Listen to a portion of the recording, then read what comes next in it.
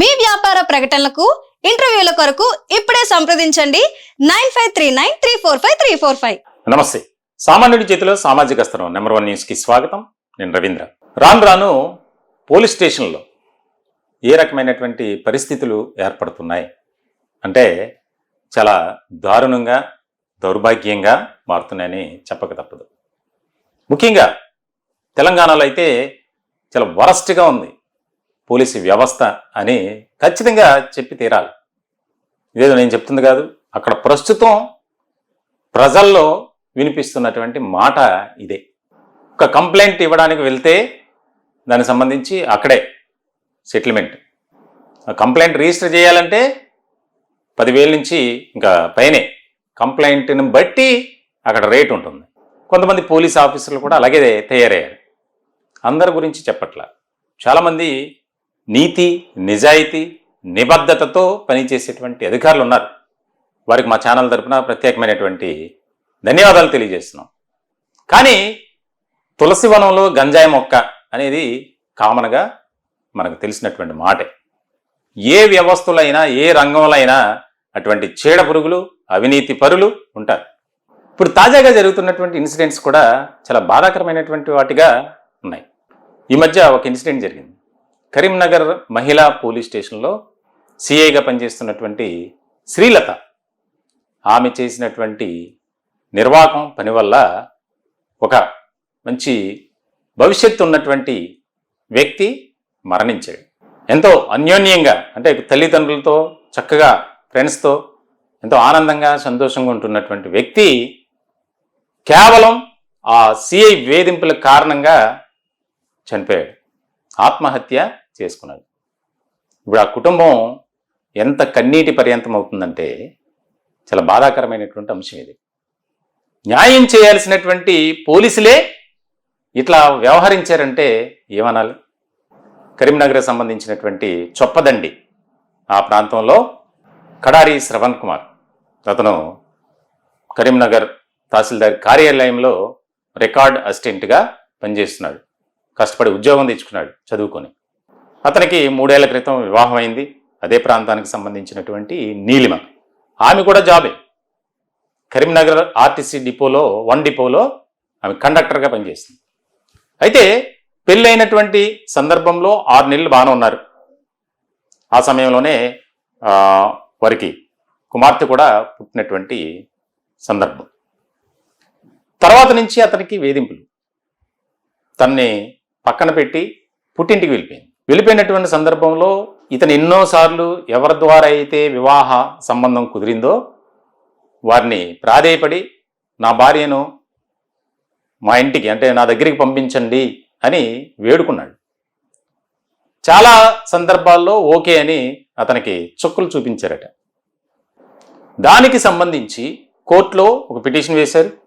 అలాగే నాకు అన్యాయం చేస్తుంది నా భార్య తరపు బంధువులు, వారిపై చర్యలు తీసుకోవాలని పోలీస్ స్టేషన్లో కంప్లైంట్ ఇచ్చాను.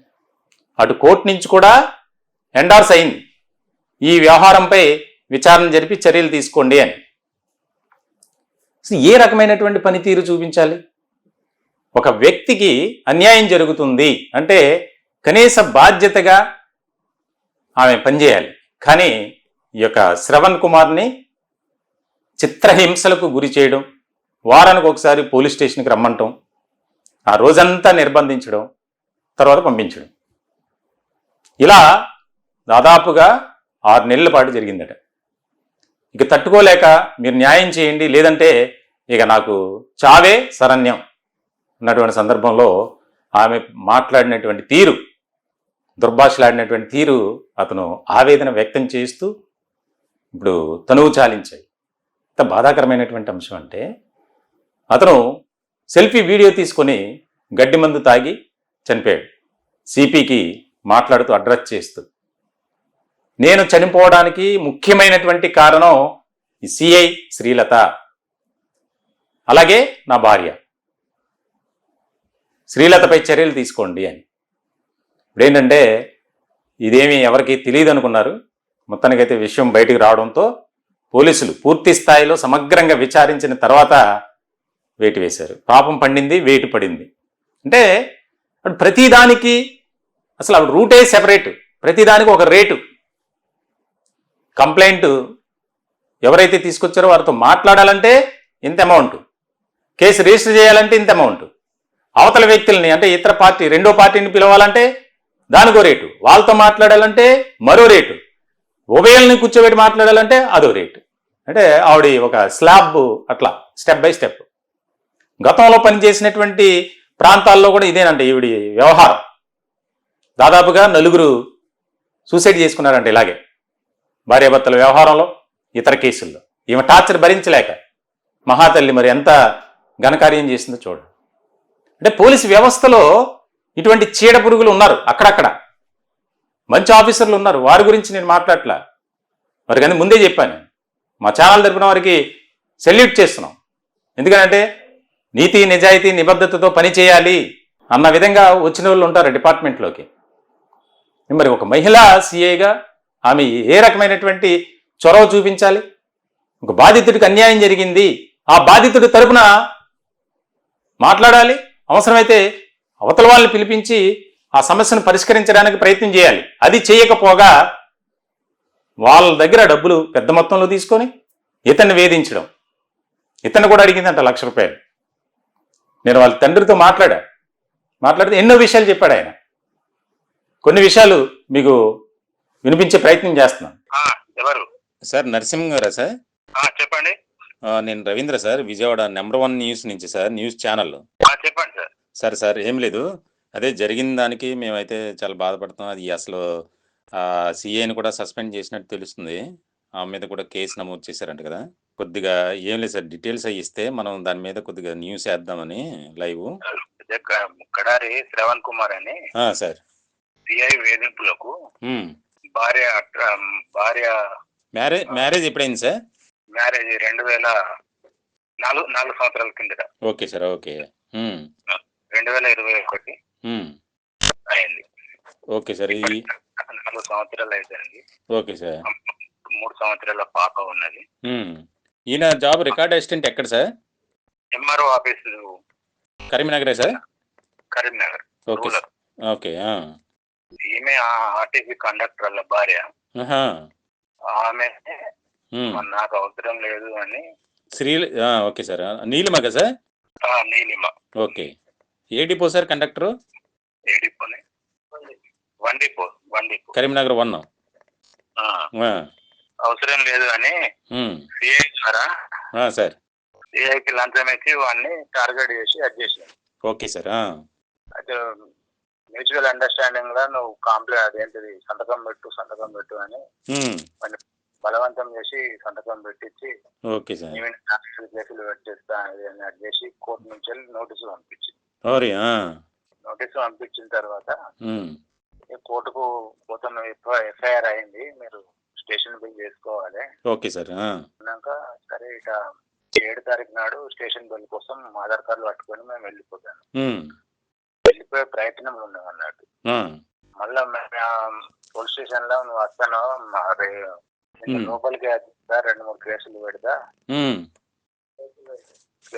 అని సిఐ గారు బెదిరించాడు. అక్కడ ఏఎస్ఐ సిఐ గారు. సిఐ పేరేంటి sir? Srilatha. CI Srilatha. Okay sir. SI ప్రణయం లేదు. ఆయన ఒకసారి మేము వచ్చినాక మేము అడ్జేస్తాం కదా అది అని అడ్జేసిండు. కానీ ఇక అంతకంటే ఎక్కువ ఈమె శ్రీలత మేడం టార్గెట్ చేసి అడ్జేసింది. Okay sir. వాళ్ళ దగ్గర డబ్బులు తిని అడ్జేసి నువ్వు వచ్చిన కదా 4-5 కేసులు పెట్టారు నువ్వు రా అది ఇక అప్పటికే బాబు నేను పోతే ఆయన మేడం ఇట్లా అంటాంది మీరే ఉంది అది అంటే లేదురా ఏం కాదు స్టేషన్ వెళ్ళి అని మేము తీసుకుపోయే ప్రయత్నంలో మేము ఉన్నాం. Okay sir. సార్ ఇప్పుడు మన శ్రవణ్ గారు కానీ వాళ్ళ వైఫ్ కానీ ఇద్దరు గవర్నమెంట్ ఎంప్లాయీసే కదా, ఇద్దరి మధ్య ఏంటి సార్? పాపం పాప కూడా ఉంది. ఆమె ఇక వేరే కొంచెం సైకో అన్నది. ఇవరకే 3 ఆమె పేరు మీద 2 టౌన్ లో 3 కేసులు ఉన్నాయంట. ఇవే పెళ్లి నడిచిపెట్టుడు. అయ్యో, నీలిమ మీద ఉంచుకొని అది చేసి అది కూడా మన సమాచార చట్టంలో వకీల్ ద్వారా మేము తెలుసుకునేందుకు ఓకే సార్ దానికోసం కూడా పంపించినాం. Okay sir, okay. 45 days లో వస్తుంది. అప్పుడు వీడియో కాకుండా సూసైడ్ నోటు ఏమన్నా రాసి ఏమన్నా దొరికిందా సార్ ఇంట్లో ఆయనది? వీడియోనే ఉన్నది. వీడియోనే ఉన్నది. ఎవడు మంద అయ్యండు అంటే ప్రైవేట్ గవర్నమెంట్ లో తీసుకోపోయినాను. Okay sir. ఇక్కడ బతుకడు ఖచ్చితంగా డయాలసిస్. ఎప్పుడు సార్ మందు తాగింది? ఇప్పుడు 7వ తారీఖు. 7వ తారీఖు. ఓకే. 2 రోజులు హాస్పిటల్లో. ఎన్ని రోజులు సార్? వాళ్ళకి 7 రోజులు. 7 రోజులు. ఈ రోజు మార్నింగ్ చనిపోయారు కదా సార్? మార్నింగ్ 8 గంటల. ఇప్పుడు ఈ నీలిమ ఎక్కడ ఉందండి? కరీంనగర్. అక్కడే ఉందా? అంటే రాలేదా? డెడ్ బాడీ దగ్గరికి రాలేదా? చాలా వేసుకొని వెళ్ళిపోయిందండి. పాపను తీసుకుని వెళ్ళిపోయిందా? పాపను తీసుకొని వెళ్ళిపోయింది. సిఐ మేడం రాలేదు. ఇంకా 3 ప్రైవేట్ వ్యక్తులతో చేసిన. అది పరిస్థితి. ఏంటంటే తండ్రి ఆవేదన, కుటుంబ సభ్యుల ఆవేదన, సిస్టర్స్, బ్రదర్స్ అందరూ కూడా నా కొడుకుని అన్యాయంగా, మా తమ్ముడిని అన్యాయంగా చంపేశారు, ఆ శ్రీలతపై కఠిన చర్యలు తీసుకోండి. అలాగే నీలిమ అతని భర్త ఎవరైతే ఉన్నారో అతనిపై కూడా 2 ఏళ్ల కూతురు ఉంది అతనికి, ఎంతో అల్లారముద్దుగా పెంచుకున్నటువంటి సందర్భం. ఆ కూతురిని తీసుకుని కూడా వెళ్ళిపోయిందట. ఆమెకి జాబ్ ఉంది, కనీసం మరి పెద్దలుగా వ్యవహరించిన వారు కూడా సపోర్ట్ చేయాలి. ఇది సమస్య చిన్నదేనమ్మా, పరిష్కరించుకోండి, హ్యాపీగా మీ లైఫ్ అనేది లీడ్ చేయండి అని. ఇద్దరు గవర్నమెంట్ జాబ్సే. సో ఇటువంటి సందర్భంలో ఎవరైతే శ్రీలత ఉందో, గతంలో కూడా ఆమె పనిచేసినటువంటి ఎస్ఐగా పనిచేసినప్పటి నుంచి ఇదే తంతట వ్యవహారం. వేధించడం, మానసికంగా శారీరకంగా చిత్రహింసలకు గురి చేయడం, పెట్టిన కేసుని విత్డ్రా చేసుకునే వరకు ఊరుకోదట. మరి ఎంత దారుణమైనటువంటి పరిస్థితి చూడండి. ఆ విచారణలో తేలినటువంటి అంశాలు ఇవి. ఇంటర్నల్గా డిపార్ట్మెంటల్ ఎంక్వైరీ జరుగుద్ది. ఇటువంటి ఆరోపణలు వినిపిస్తున్నప్పుడు, విమర్శలు వచ్చినప్పుడు ఇది ఎంతవరకు వాస్తవం అనేది, దానికి సంబంధించి అన్నీ కూడా నిజమే అని తేలింది. అమ్మో, ఆవిడ శ్రీలత మేడం దగ్గరికి వెళ్ళాలంటే జేబులో డబ్బు ఉండాల్సిందే. సో ఈ రకమైనటువంటి ఈరోజు ఆమె చేసినటువంటి దీనివల్ల ఒక వ్యక్తి చనిపోయాడు.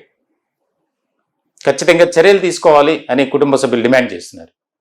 మరి పోలీసు వ్యవస్థలో ఇటువంటి మచ్చ కలిగినటువంటి అధికారులు కానీ సిబ్బంది ఉన్నప్పుడు ఎంత చేసినా అంతంతే అన్నట్టు వారి యొక్క వ్యవహారం ఉంటుంది. ఇలాంటి వల్ల మిగిలిన నిజాయితీ కలిగినటువంటి అధికారులపై ఒక చెడ్డ పేరు ఓవరాల్గా పోలీసు వ్యవస్థపైనే. మొత్తానికైతే కుటుంబ సభ్యుల ఆవేదన వర్ణనాతీతం. చక్కగా జాబ్ చేసుకునేవాడు ఇలా చేశారు మావాడిని, కేవలం సిఐ వేధింపుల వల్లే ఈరోజు మావాడు మాకు కాకుండా పోయాడు అనేది. శ్రీలతపై ఖచ్చితంగా కఠినమైనటువంటి చర్యలు తీసుకోవాలి. ఏదో కేసు నమోదు చేయటం, లేకపోతే ఉద్యోగం నుంచి సస్పెండ్ చేస్తే మళ్ళీ ఉద్యోగం తెచ్చుకొని వేరే చోట మళ్ళీ ఇదే పంచాయతీలు మొదలు పెడుతుంది. కాబట్టి డిపార్ట్మెంట్ సాధారణంగా తెలంగాణ సర్కార్లో ఇటువంటి విషయాలపై ముఖ్యమంత్రి రేవంత్ రెడ్డి చాలా సీరియస్ ఫోకస్ పెట్టారు.